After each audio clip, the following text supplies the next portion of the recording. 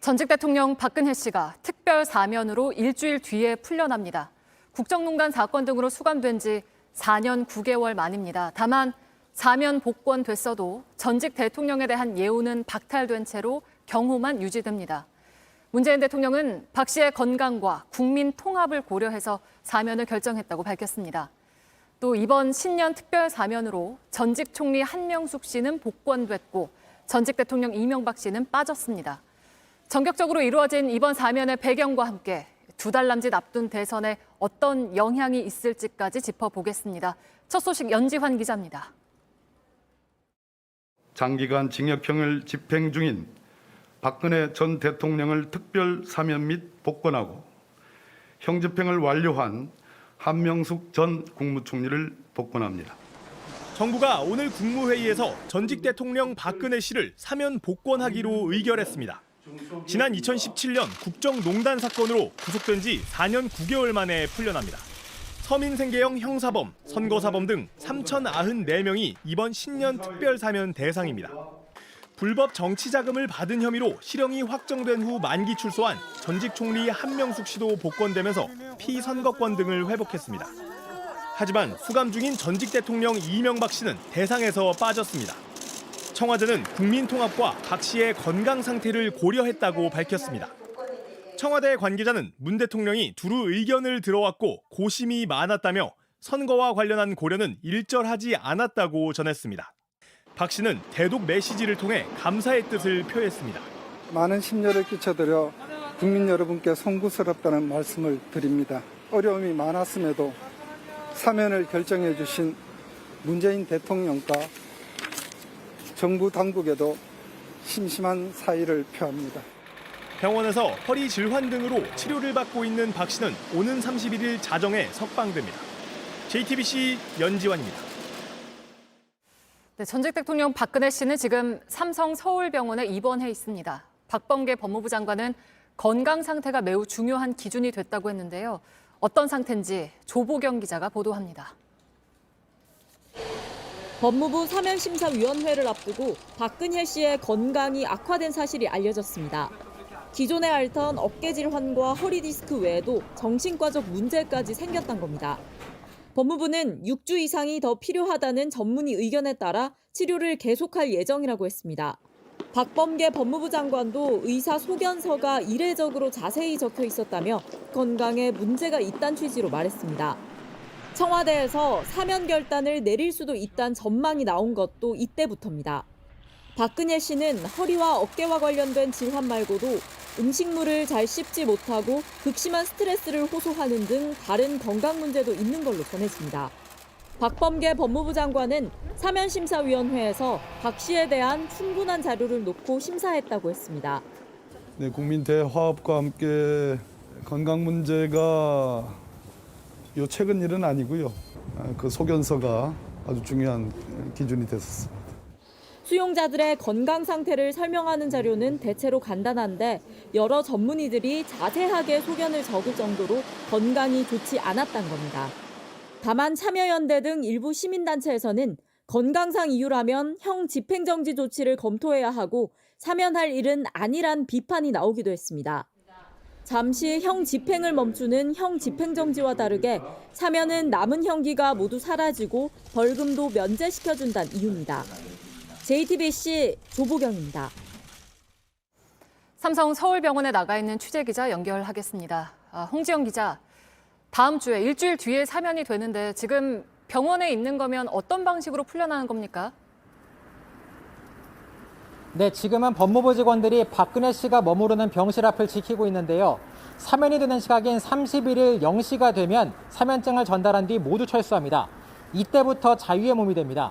구치소에 남겨둔 지문들은 나중에 대리인을 통해서 챙겨갈 것으로 보입니다. 네, 근데 지금 입원을 해 있는 상태잖아요. 바로 퇴원을 하는 겁니까? 아니면 더 있는 겁니까? 네, 지난달 22일부터 요양치료를 받아왔는데요. 내년 2월까지는 병원에서 치료를 받을 것으로 전망됩니다. 네, 그러면 그 다음에 퇴원을 하고 나서는 어디로 갑니까? 아직 정해지지 않았습니다. 일단 내곡동 자택은 추징금 35억 원 때문에 압류됐고 이후 공매를 거쳐 처분됐습니다. 자택을 사들인 곳은 쌍방울 그룹의 계열사인 연예기획사인데요. 윤상현 의원 측은 사들인 쪽에서 박 씨에게 자택을 제공할 용의가 있다고 밝혔습니다. 다만 박 씨 측은 따로 머물 곳을 알아보고 있다는 입장입니다. 박근혜 씨의 짐은 현재 측근들이 창고에 보관하고 있습니다. 네, 그러면 일단 당장은 병원에 있더라도 사면이 되면 자유롭게 사람들을 만날 수는 있는 거죠? 네, 앞으로의 계획에 대해서 유영하 변호사가 짧게 설명했습니다. 직접 들어보시죠. 신병 이게 치료가 전념해서 건강이 회복되면은 가족분들은 좀 빠른 시일 내에 만나시겠다 그렇게 말씀을 계셨고 병원에 계시는 동안은 정치인을 비롯해서 어떤 분도 만나지 않겠다 이런 말씀을 계셨습니다. 네, 그리고 오늘 병원 앞에서 집회가 있었다면서요? 네, 그렇습니다. 오후 5시부터 우리공화당을 중심으로 박근혜 씨의 지지자들이 모여서 집회를 열었습니다. 사면에 환영한다며 빠른 건강 회복을 기원한다고 밝혔습니다. 내일 서울 도심에서 대규모 집회를 열겠다고도 예고했습니다. 네, 잘 들었습니다. 홍지용 기자가 전해드렸습니다. 이런 건강 문제와 국민 통합을 고려했다고는 하지만 문재인 대통령은 그동안 뇌물과 알선수재, 배임 등 5대 중대 부패 범죄에 대해서는 사면하지 않겠다고 해왔습니다. 올해 초까지도 이런 의지가 굳건했기 때문에 오늘 사면 발표는 갑작스러울 수밖에 없습니다. 노진호 기자입니다.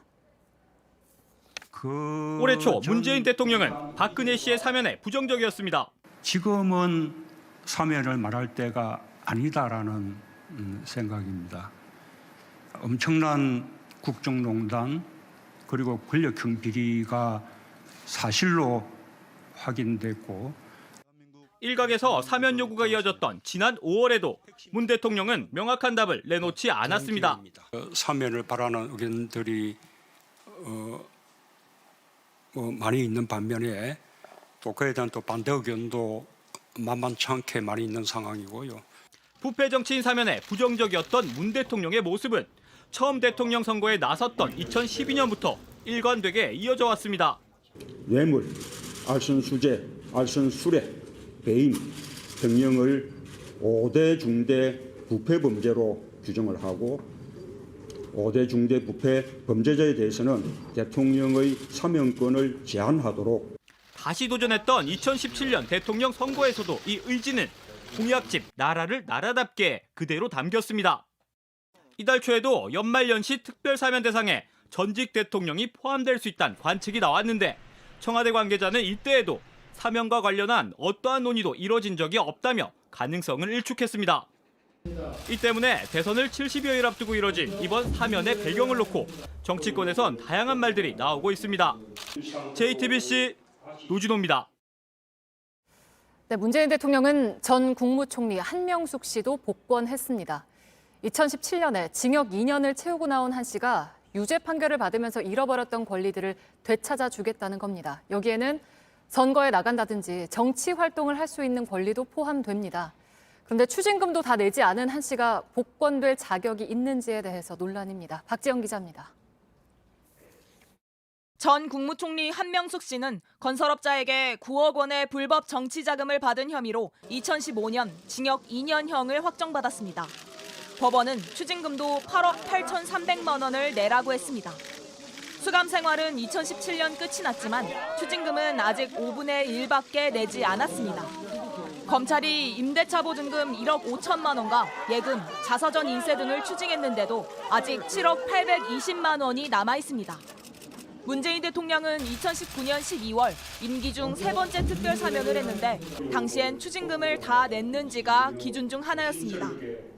일각에선 이번 특별 사면에서 전직 대통령 박근혜 씨와 함께 여권 인사인 한 씨를 끼워 넣게 한 것이 아니냐는 해석도 나옵니다. 한 씨는 이미 형을 모두 살고 나왔기 때문에 사면 대상은 아니고 대신 유죄 판결로 잃어버린 권리들을 되찾게 됩니다. 한 씨는 대법원에서 징역형이 확정돼 2027년까지 선거에 나갈 수 없었습니다. 하지만 문 대통령이 복권을 결정해 31일 0시부터 다시 선거에 나갈 수 있습니다. 또 선출직뿐만 아니라 임명직 공무원도 될 수 있습니다. 다만 한 씨는 언론 인터뷰에서 정치인으로서의 삶은 끝났다며 정치 활동과 선을 그었습니다. 한 씨는 복권이 되더라도 남아있는 추징금 7억여 원은 내야 합니다. 반면 박 씨는 이번 사면 복권으로 남은 벌금 150억 원을 낼 필요가 없게 됐습니다. 추징금과 달리 벌금은 복권되면 면제받을 수 있기 때문입니다. 박 씨는 지난 1월 대법원에서 벌금 180억 원, 추징금 35억 원을 확정받았는데 추징금은 모두 냈고 벌금은 30억 원만 낸 상태입니다. JTBC 박지영입니다. 네, 오늘 특별 사면 소식이 전해진 직후에 JTBC 국민채점단이 긴급 조사를 했습니다. 온라인 패널 약 1,000명을 대상으로 사면 결정에 대한 의견을 물었습니다. 최승훈 기자가 지금 나와 있습니다. 최승훈 기자, 전직 대통령 박근혜 씨 사면 결정에 대해서 찬성, 반대, 어느 쪽 여론이 더 많았습니까? 네, 박근혜 씨 특별 사면 복권을 반대한다는 응답이 48.0%로 찬성한다는 응답보다 약 8%포인트 높았습니다. 정부의 사면 결정에 부정적인 여론이 더 높게 나타난 겁니다. 네, 그러면 정치 성향별로도 좀 봤습니까? 그 차이가 좀 클 것 같은데요. 네, 말씀하신 대로 자신을 진보 또는 보수 성향이라고 답한 응답자는 큰 차이를 보였습니다. 진보 성향 응답자의 63.9%는 사면을 반대한다고 답했습니다. 문 대통령 지지자가 많은 진보층에서 오히려 반대 여론이 더 높게 나온 겁니다. 반면 보수층에선 과반인 58.5%가 찬성한다는 의견을 냈습니다.